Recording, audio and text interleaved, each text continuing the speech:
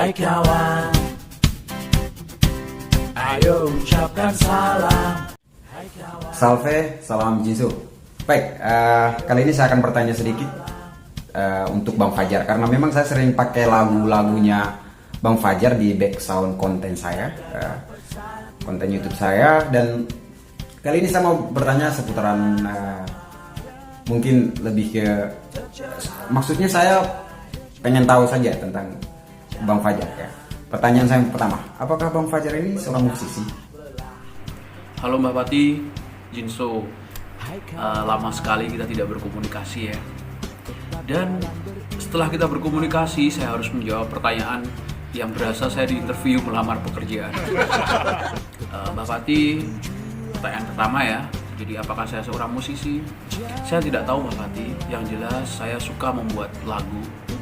Baik lagu-lagu saya yang berupa jingle, terus lagu saya yang berupa lagu-lagu kontemplasi, perenungan, dan tentunya lagu-lagu IKSP Ikra Sakti. Terlepas dari saya disebut musisi atau bukan, itu tidak terlalu penting buat saya. Yang penting saya bisa menghasilkan banyak karya, dan karya itu bisa diterima oleh semua kalangan tentunya. Dan lagu-lagu saya yang IKSP Ikra Sakti bisa diterima oleh semuanya, teman-teman dan keluarga besar IKSP Ikra Sakti. Terus pertanyaan kedua, apa capaian Bang Fajar di bidang musik? Capaian saya dalam bermusik itu ada beberapa sih Mbak Pati. Jadi saya pada perlombaan jingle atau lagu pemilu untuk pemilu yang kemarin, saya masuk dalam 3 karya terbaik se-Indonesia.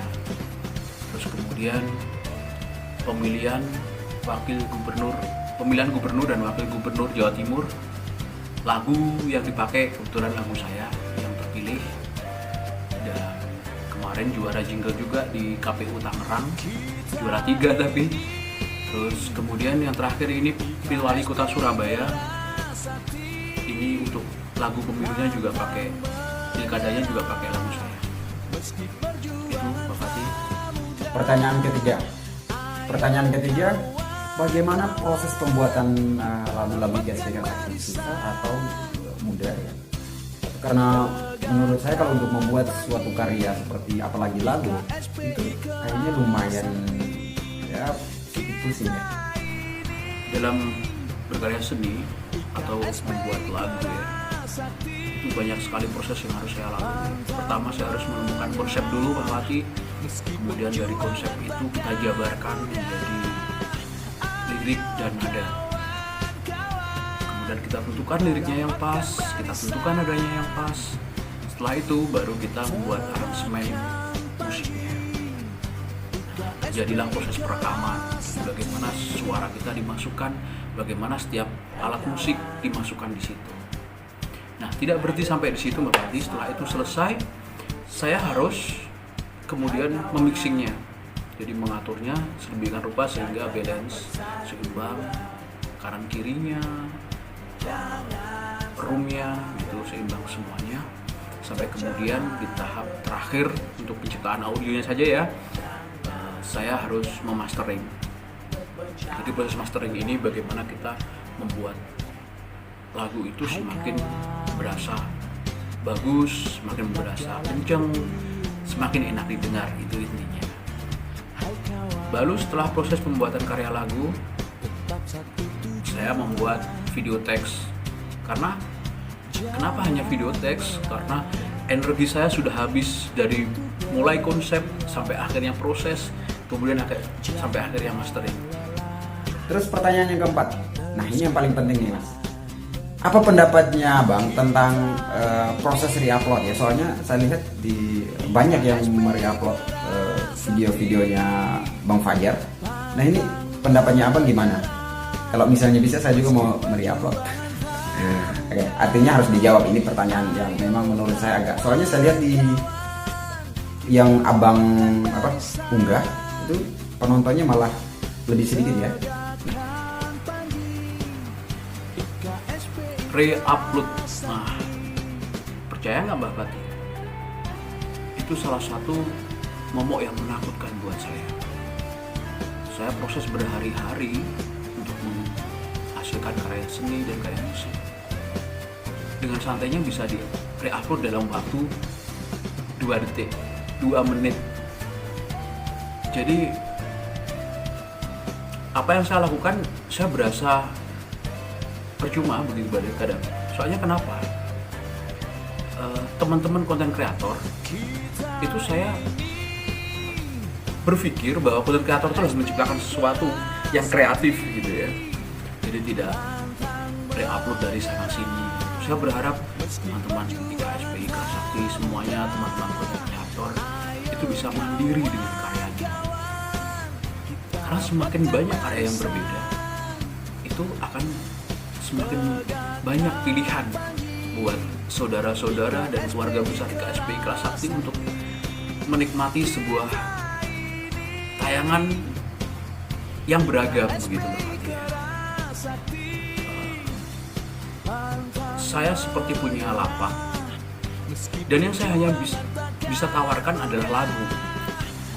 Kemudian tiba-tiba lagu itu dipakai oleh teman-teman konten kreator lain.